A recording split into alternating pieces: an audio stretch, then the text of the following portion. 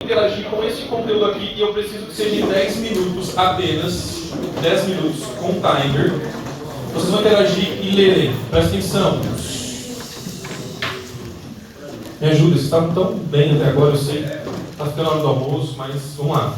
10 minutos vocês vão ler João 8, de 1 a 11. O que está lá em João 8? Alguém lembra que história está lá em João 8? De 1 a 11? Mulher adúltera. Legal. Qual é a postura apologética dos acusadores? Vocês vão pensar e anotar. Ah, eu vi que eles fizeram isso. Eu vi que eles fizeram aquilo. Blá, blá, blá, blá. E qual é a postura apologética de Jesus? Deu para entender? Fácil? Simples? 10 minutos contando agora, com o timer, com o amiguinho do lado.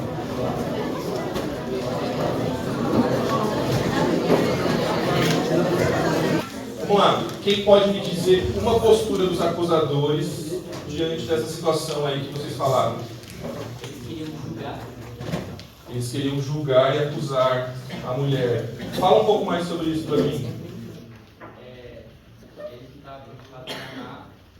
Eles não estavam com o quê? Em amar. Estavam preocupados em amar. Queriam condenar. Só queriam condená-la. Muito bom. O que mais você? O foco deles principal não era matar a mulher, mas sim também acusar Jesus. Então eles queriam acusar Jesus. Porque no caso aí, né? Porque se Jesus não condenasse, ele meio que estaria encobertando assim, o pecado também. Tá. Legal. É uma apologética, tipo, é justamente o que você falou que não é apologética, eles só queriam gerar conflito. Conflito. Com a argumentação. Então, uma apologética de conflito. Boa. Lá no fundo, mano. Eles usam como base a lei de Moisés. Tá. Então eles partem da lei de Moisés.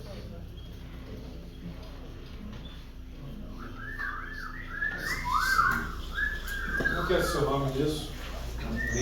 Nicole. A Nicole fez uma pergunta muito boa. Eu não vou responder. A Nicole falou assim, cara, eu peguei aqui quando eu estava lendo o texto, e o texto que eles estão puxando do Antigo Testamento está dizendo aquilo ali.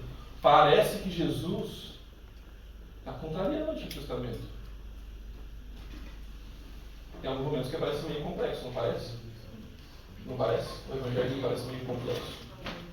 Porque é justamente por isso que os judeus, os escribas, os mestres da lei questionaram exatamente a relacionamento de Jesus. Só para deixar ela não sofrer sozinha com a dúvida, tá bom? O que mais, gente? Dos acusadores, quais são outras posturas dos acusadores, a apologética deles, da abordagem diante da situação do problema? Você acha que eles estavam fazendo uma apologética histórica? Sim, eles pegaram um fato antigo e trouxeram para base. Tá, eles pegaram um fato antigo e deram como base. Legal. O que mais? Postura deles. Pô, 100 pessoas conversando, vocês só chegaram lá.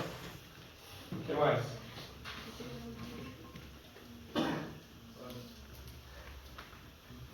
Nada mais?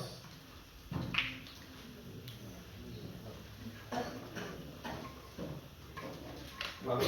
Acho que tem a fidelidade bíblica, mas faltou a sensibilidade pastoral. Tá, fidelidade bíblica sem sensibilidade. Boa. O que mais? Tem mais alguma coisa? Acho que ambos usam uma apologética, tanto os acusadores quanto Jesus, para se posicionar. Você acha? Porque os acusadores, eles olham para a lei, que é o que está pressuposto, e falam, Jesus, olha isso aqui então, está pressuposto, o que você quer que faça? E aí Jesus olha e eles fala assim, a gente vai apedrejar todo mundo que está pecando, então pode começar, sabe? Só que eles estão questionando o pressuposto, só que eles estão partindo de pressupostos distintos, né? Os dois seguem pressupostos, mas distintos. Tá bom. O que mais?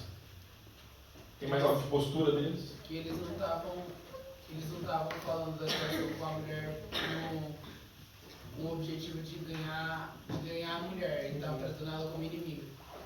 Não pra. Estavam querendo ganhar tipo um debate, tá certo? A mulher, né, e Jesus, a gente já falou aqui, né, era inimigo.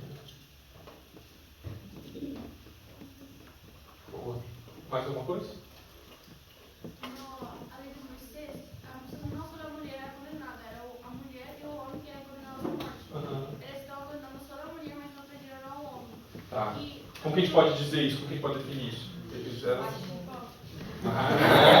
Vocês gostam dessa palavra, né? Ela igual que era também machista. Também na parte de Jesus, que tinha algo na época que os fariseus, eles ajudavam as homens a justificar o divórcio por qualquer coisa.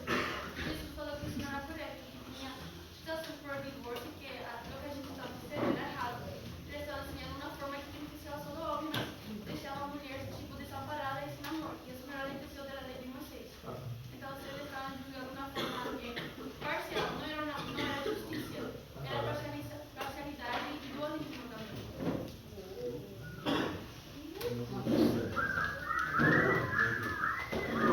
Tem gente que falou com a boca cheia, né? Machista. Quase uma vida assim. Quer mais alguma coisa da postura deles? Sofismo. Nossa, que palavra profunda. Fica pro burro aqui, ó. Eles só queriam julgar, eles só queriam definir a ideia deles, mesmo não sendo completamente certo, como você falou. Mas era definir puramente o que eles pensam, não o que é correto. Vamos pro outro lado agora. Bom. E Jesus? Contrasta com eles ou faz igualzinho? Contrasta. Como é a abordagem de Jesus? O que é diferente? Eu coloquei que ele vê que essa pergunta não condiz com o verdadeiro evangelho. Então, ele confronta os mestres, questionando eles da veracidade dessa pergunta. E ele usa uma lei de Moisés para poder se torcer. Ele pega o texto, em vez de pegar o contexto dele e se distorce o evangelho. E depois ele não condena ela, mas ele procura aproximar ela do evangelho. E em vez de condenar ela pelo pecado, ele fala para ela abandonar o pecado. Vou colocar aqui que ele se aproxima, ele não a condena, chama a mudança, pode ser? Chama a mudança. O que mais, gente? Confronta os acusadores. Confronta os acusadores?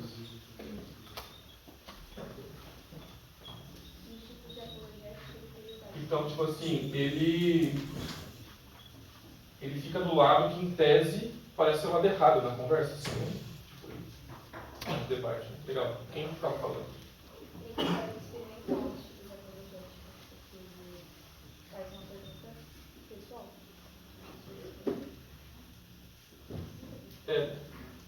Também tem um ponto experimental, mas ele não fica só nisso, né? Ele vai voltar para a palavra de Deus também.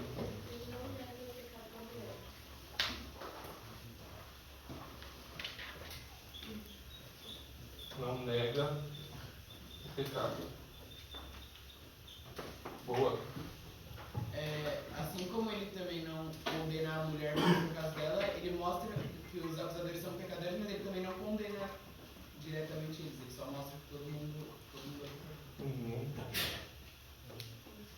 O que mais? E você? Eu não sei se está certo, mas eu acho que ele comunicou melhor a mensagem da Bíblia como um todo, né? Os fariseus estavam olhando para o versículo, aí Jesus olhou mais para que Deus é amoroso até no Antigo Testamento, para arrependimento e salvação. Então, alguém disse aqui do outro lado, né, que a justiça era parcial, a gente pode dizer que Jesus está vindo com uma justiça, com uma visão mais completa da questão, certo? Mais alguma coisa que vocês percebem?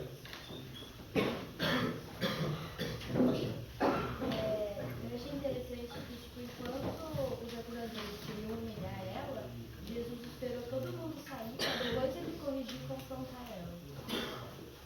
Legal.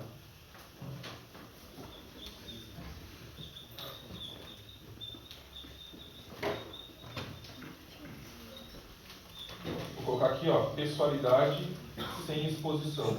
Pode ser? Define bem o que você falou? Legal. Você. Vai ser um pouquinho longo.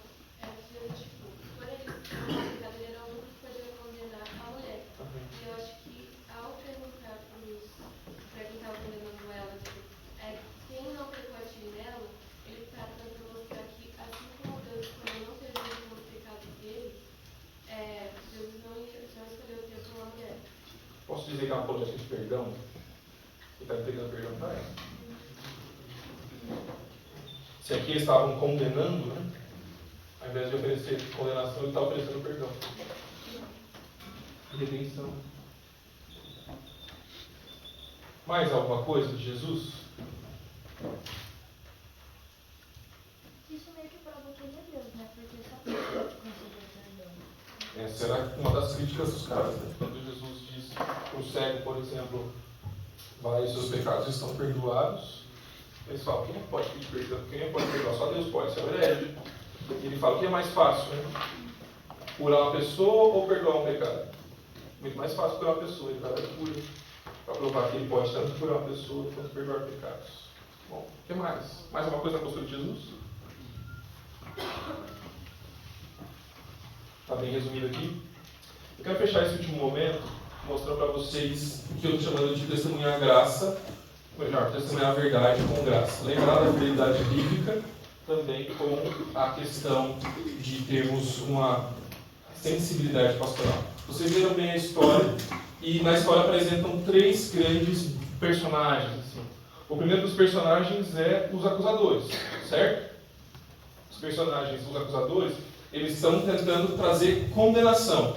Primeiro para a mulher, dizendo, essa mulher aqui não presta, nós queremos punição para ela, nós queremos que ela seja assassinada, como diz a lei.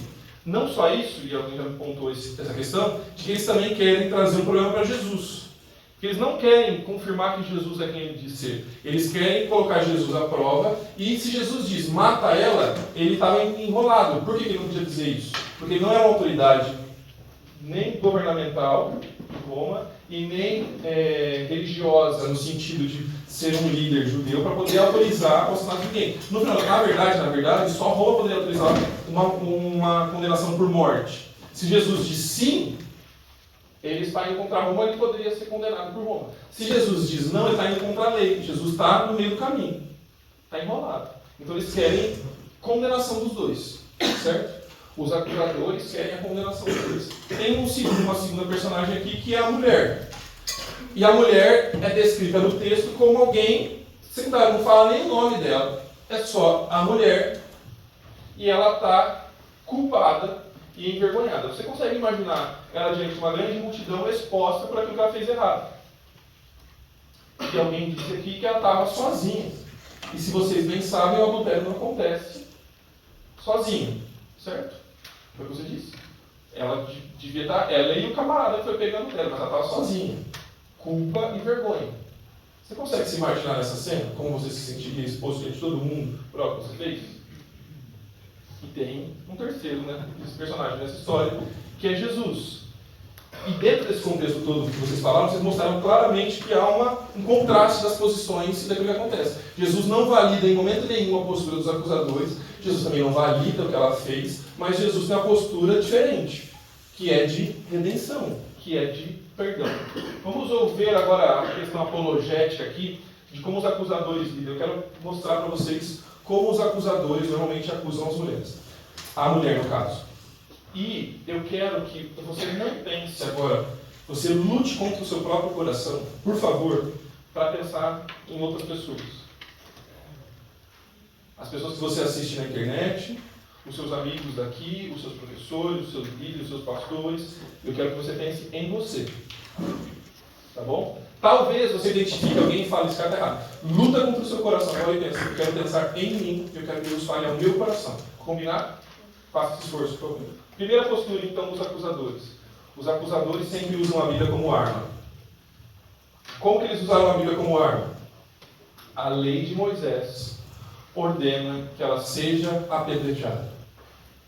Eles pegaram um texto da Bíblia, prepararam, apontaram e atiraram a mulher. O texto está na Bíblia? Não há dúvida que está na Bíblia. Mas eles usaram o texto para ferir. Eles usaram o texto como arma. O que faz alguém que usa a Bíblia como arma? Primeiro, usa a Bíblia seletivamente.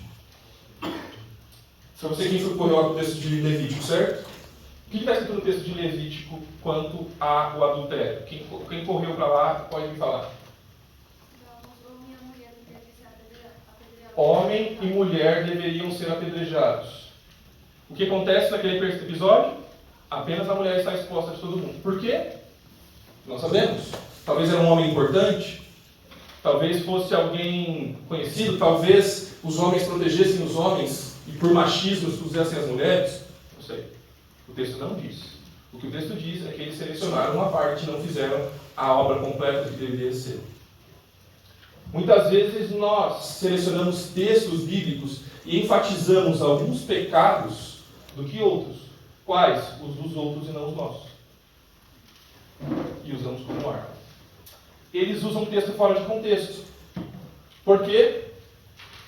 Muitas vezes nós tiramos o texto e vendemos a nossa ideia, afirmamos a nossa ideia, mas sem considerar que textos existem contextos. Todas as acusações deveriam ser apedrejadas? Como? De jeito? A gente não está discutindo texto jurídico aqui. O que eu estou dizendo é, de uma forma geral, acusadores tiram o texto de contexto. Quantas vezes nós também não podemos tirar os textos de contexto para machucar as pessoas, afirmar as verdades, provar o nosso ponto? E pessoas, como os acusadores, usam a Bíblia sem o coração de Deus. Qual é o coração de Deus? O de perdão, de misericórdia, de acolhimento, de renovação, de segunda chance, de novas segundas chances. Mas os acusadores não usam a Bíblia assim. E aí meu ponto até aqui é que uma teologia equivocada sempre vai acabar ferindo as pessoas. Eu dou aula de teologia, acredito que nós devemos fazer teologia, mas há um risco de nós esquecermos que também temos o coração de Jesus. E sim, a teologia verdadeira deve ser valorizada. Mas cuidado para que a sua teologia não fira as pessoas. Então, o pastor da nossa equipe, que foi de uma igreja pentecostal, dessas bem famosas aí da televisão, de uma cidade bem pequena no interior. O pai dele era de lá. E depois que ele se converteu nessa igreja, mas depois que ele teve contato com uma boa teologia, e se você estudar teologia, ele percebeu que lá só falava de dinheiro, de prosperidade, de coisas erradas e muita coisa. E ele começou a ter conflitos com o pai. Passou a brigar muitas vezes com o pai. E se afastou do pai.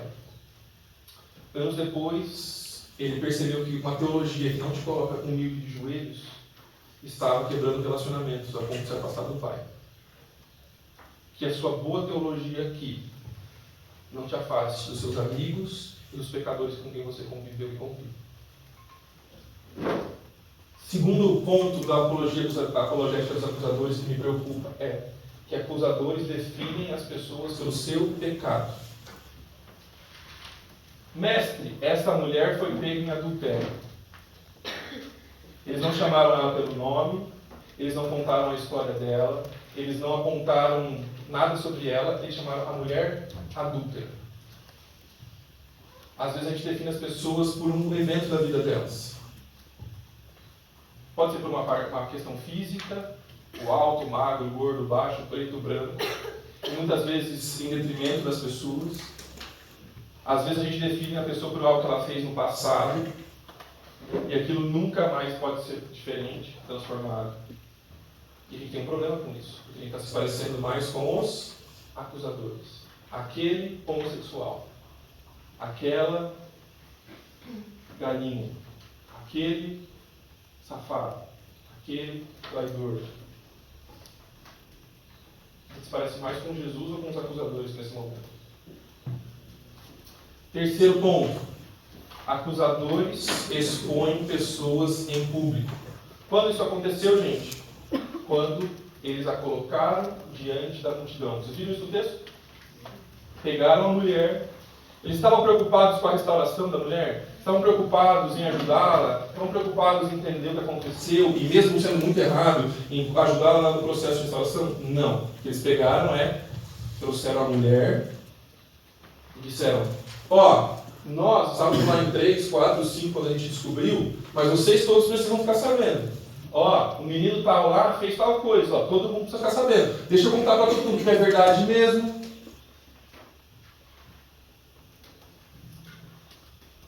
Ano passado, uma menina que estudou comigo na escola e era da igreja que eu cresci, faleceu.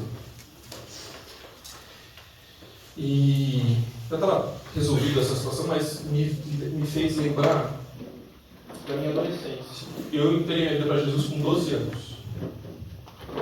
E eu fui um crente bem certinho, assim.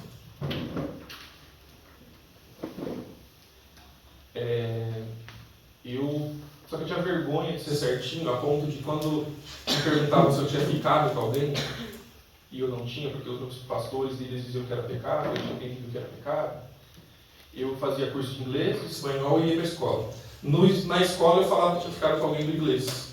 E no inglês eu tinha falado que tinha ficado com a menina do espanhol, e no espanhol eu falava que tinha ficado com a menina da escola. Por quê? Triangulei aqui, meu amigo, ninguém ia descobrir nada. Eu estava com vergonha de assumir a fé que eu tinha em Jesus. E por que eu fazia o que eu fazia. E porque eu negava quando alguém vinha falar alguma coisa. Quando eu cheguei no ensino médio, um pouco antes, eu fiquei com uma menina, um beijo, me arrependi. Mas eu também não queria expor isso. Pouco depois namorei com a menina e depois nunca mais, até que namorei a Thaís pra gente casar. Só que eu me achava muito santo e justo por ser assim. Muito. Você não tem noção. Eu era o que alguns vão chamar de legalistas ou moralistas. E eu lembro de eu começar a falar mal de uma das meninas que era da igreja, que estudava comigo na escola, a ponto de machucar demais ela. A mãe dela um dia veio muito brava, eu tive que pedir perdão, foi muito chata a situação. Sabe quando eu lembrei disso? Ano passado, quando eu descobri que ela estava com câncer no cérebro, e ela tinha uma filhinha de 2 anos. Ela era irmã de um grande amigo meu. E um ano depois ela faleceu, deixando uma filha de 2 anos. Eu nunca tive a oportunidade de pedir perdão para a Luana.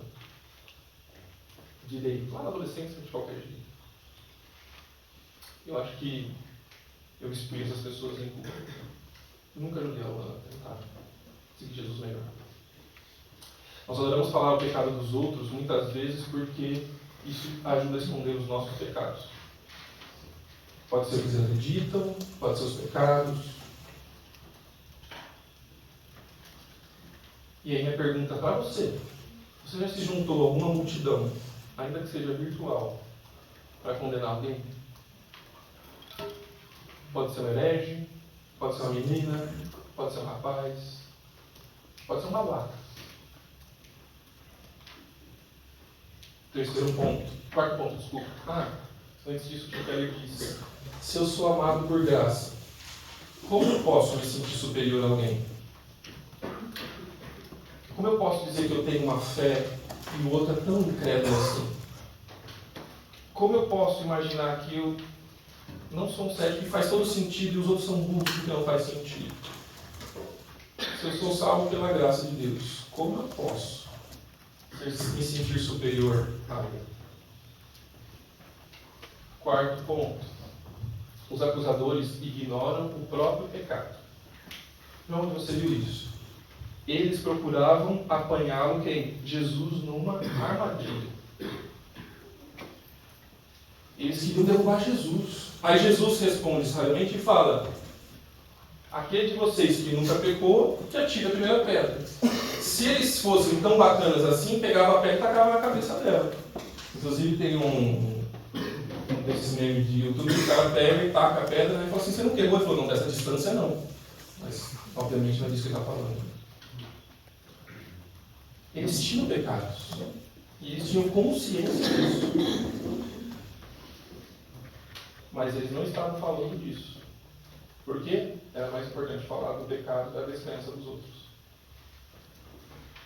Agora, como Jesus tratou a mulher? Primeiro ponto. Jesus não relativizou o pecado. Jesus não relativizou a inverdade. Jesus não disse que aquilo não era verdadeiro. Como você está falando isso, João? Jesus disse: eu também não a condeno. Vá e não peque mais. Jesus disse para ela que aquilo que ela fez é pecado. Não disse? Concorda comigo? Jesus deixou claro. E as pessoas que ouvem esse texto falam, tá vendo? Jesus disse que era errado, Jesus apontou, Jesus deixou claro que isso é pecado. Aí eu acho que o nosso mundo está dividido em dois grandes públicos. Vê se você concorda comigo. Tem um grande público que ama a graça de Deus e enfatiza. Inclusive entre os não cristãos, tá bom? Eu acho que as divisões políticas que a gente tem, inclusive, estão nesses dois grandes grupos. Vê se você concorda comigo. Um dos grupos, uma das pessoas crê que nós deveríamos viver pela graça. Esse é um termo bíblico, mas que crê que, de alguma forma, temos que olhar e perdoar todas as coisas, relevar todas as coisas. Essas pessoas normalmente estão em contraste com quem acredita e vive pela verdade. De um lado, quem está na graça pensa o seguinte: o amor tem que vencer. Amor acima de tudo. Pois, se nem Jesus condenou, Jesus diz, eu não te condeno, por que eu tenho que condenar? Cada um faz o que quer, tudo bem, não tem problema. Graça. Levanta a bandeira do tipo, cada um a sua. Só vai encher o saco. Por outro lado, e talvez você esteja mais do lado de cá e eu me sinto mais do lado de cá, o contraste é com a verdade. E aí a gente, ao invés de ser o amor acima de tudo, a gente tem a verdade a qualquer preço. Está errado, eu preciso dizer que está errado. E todas as pessoas sabem que está errado, porque isso é a verdade. Vai, não peques mais. De um lado, está aqueles que brigam e dizem, o pobre isso, o pobre aquilo, ele tem que se lascar, bandido bom, bandido morto, e por aí vai. Do outro lado, está o cara que diz, ele sofre, é o contexto. Mas tem um camarada que está acima disso. O nosso Mestre Jesus, ele é cheio de graça e de verdade. Jesus não fica no meio do caminho. Jesus não é a soma das duas coisas. Jesus é isso pela excelência. E Jesus une as duas coisas com perfeição. Então, seu amigo, como é o amigo do caso que nós vemos aqui, a questão da homofetividade, que descrê da verdade, dos milagres, precisa de alguém que lida como Jesus, que não nega o pecado. Só que, olha que louco, Jesus volta, tira foto, desenha, sei lá. Jesus se aproxima antes de exigir mudança. Jesus diz, eu também não a condeno. Jesus vai até ela e diz, eu não te condeno.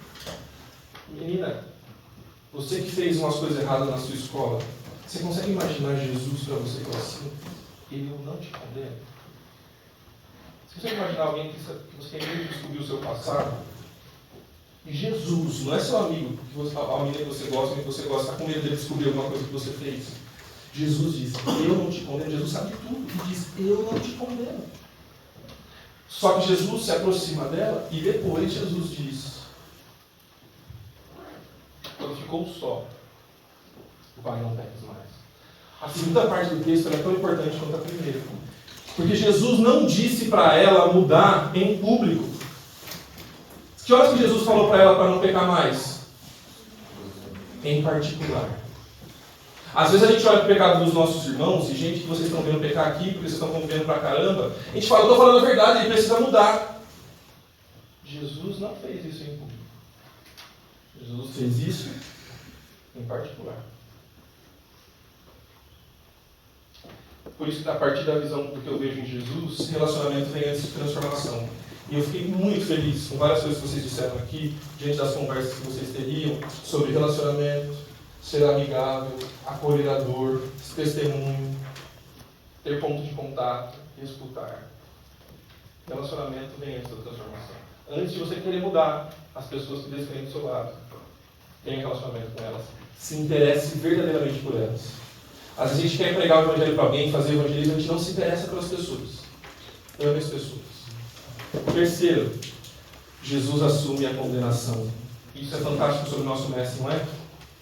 Jesus diz, eu também não a condeno. O único camarada que podia dizer, a asta é igual, o único camarada que podia pegar não só a pedra, mas pegar a montanha inteira, tacar a cabeça dela e diz, eu não faço isso. Mais do que isso, sabe o que Jesus faz? O melhor amigo é aquele que dá a vida pelos seus amigos. E Jesus dá a sua própria vida em resgate de muitos. Você não pode assumir a condenação dos seus amigos, por isso Jesus veio para fazer isso. E por último, Jesus sempre oferece um novo começo. Como? Vá e não peques mais. Jesus não definiu a pessoa pelo pior momento da vida dela. Jesus disse: vá e não peques mais. As suas escolhas não te definem, o seu pecado não te define. Você pode viver o novo, viver diferente. E aqui eu termino com a frase do Carlos Bezerra Jr. E aí eu quero depois finalizar ouvindo vocês, talvez uma ou duas pessoas. Ele diz: quanto mais perto de Jesus a gente anda, menos vontade de atirar pedra a gente tem. Quanto mais perto de Jesus a gente anda, menos vontade de atirar pedra a gente tem. Se você, como eu, já foi um atirador de pedras, joga elas fora e peça perdão a Deus. Se você é como a mulher, cheio de pecados e culpas, com medo de ser descoberto, saiba que o Senhor do Universo diz para você: eu não te condeno. Últimos minutinhos antes da gente ir embora, eu quero ouvir vocês. Se minha pergunta para fechar é: mais do que conteúdo transmitido, eu quero que a gente cresça no nosso relacionamento com Jesus. Então, como hoje essa aula te impacta, a sua vida, o seu ministério, as suas amizades, como você usa redes sociais? Preciso e quero ouvir vocês. Quem pode falar?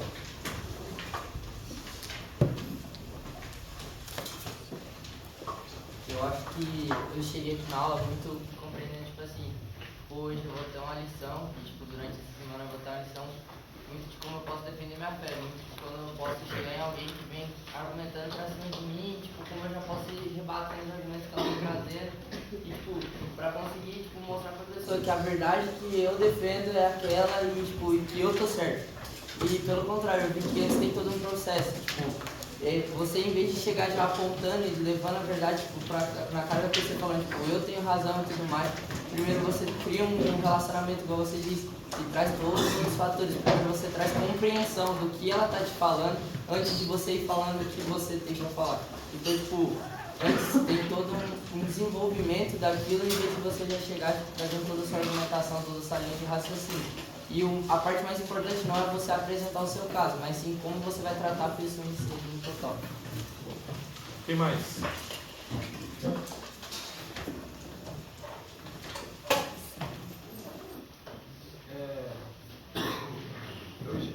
Sei lá, há uns anos atrás eu sempre fui tipo uma pessoa meio combate, assim, sabe? Discordava de mim. Eu tava mais desse lado que você falou, do lado da verdade, que é da verdade, do lado da graça. E de um tempo pra cá, assim, Deus tem me transformado, assim, parece que o que você falou hoje clareou a obra que Deus tem feito na minha vida, assim, de a boa apologética é aquela que te humilha de joelhos no chão e que te aproxima das pessoas. E aconteceu algo muito legal, assim, comigo, tipo, eu acho que é legal compartilhar porque é algo que mudou a minha vida, assim. Eu conheci um cara na escola, eu não gostava dele porque ele fazia um monte de coisa errada e tal. E eu julgava ele, na frente de todo mundo, eu falava, não, mano, esse cara tá fazendo tudo errado e tal, ele nem era crente. E acabou que a gente jogava, a gente treinava junto, a gente jogava vôlei no mesmo time. E ele começou a me questionar acerca da minha fé. No começo da minha existência, porque eu não gostava dele por causa das coisas que ele fazia. E resumindo a história, tipo assim, por causa dessa apologética que Jesus demonstrou, tipo assim, com muita dificuldade eu fui transformando, o Espírito Santo foi me capacitando. Hoje em dia esse cara é um dos meus melhores amigos. Ele se batizou na minha igreja há algum tempo e é meu companheiro de ministério, a gente toca junto na banda da igreja. E isso foi porque o Espírito Santo me constrangeu e me mostrou que, tipo, nunca vai ser sobre combater as pessoas, mas vai ser sobre amar as pessoas e gerar relacionamento e fazer a transformação. Então isso clareou muito para mim a aula de hoje e me lembrou de que eu preciso viver e me aproximar das pessoas dessa forma. Me impacta muito, porque eu nasci na Assembleia de Deus e depois de um tempo, eu e minha família saímos das igrejas igreja, a gente foi para uma igreja neopentecostal. Então, me impacta muito porque, ainda hoje, a vivência nesse meio reflete a forma que eu vejo as pessoas. Então, por mais que eu não queira, que eu saiba que é correto, às vezes eu olho para alguém e eu julgo no meu coração o que aquela pessoa está fazendo, sabe? Então, me impacta muito porque isso muda a forma de ver, muda... É bom, sabe? É diferente. É o evangelho. É engraçado, sabe? E é isso, acho que mudou muito, me impactou muito.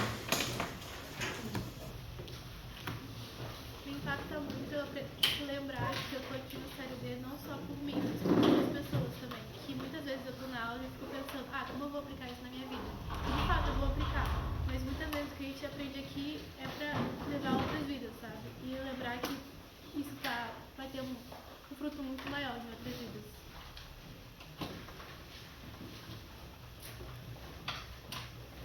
Eu vi o pessoal achando que eu tenho minha irmã, ela deu um banho, e eu vi o pessoal achando que eu ia realmente aprender que não tinha que mandar pra ela ir pra volta pro Deus. E na verdade eu saí exultada porque nunca foi sobre ela que sempre tinha feito na aliança. E a criadora dela, o moço na ela, com Jesus falou, não sabia as pessoas que você.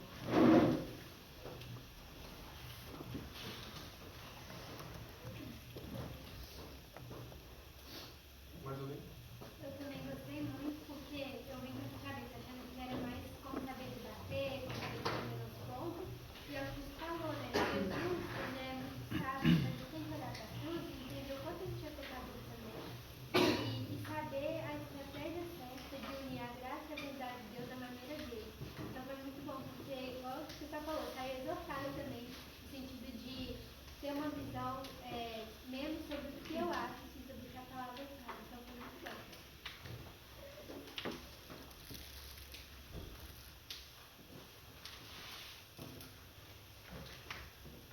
Mais alguém?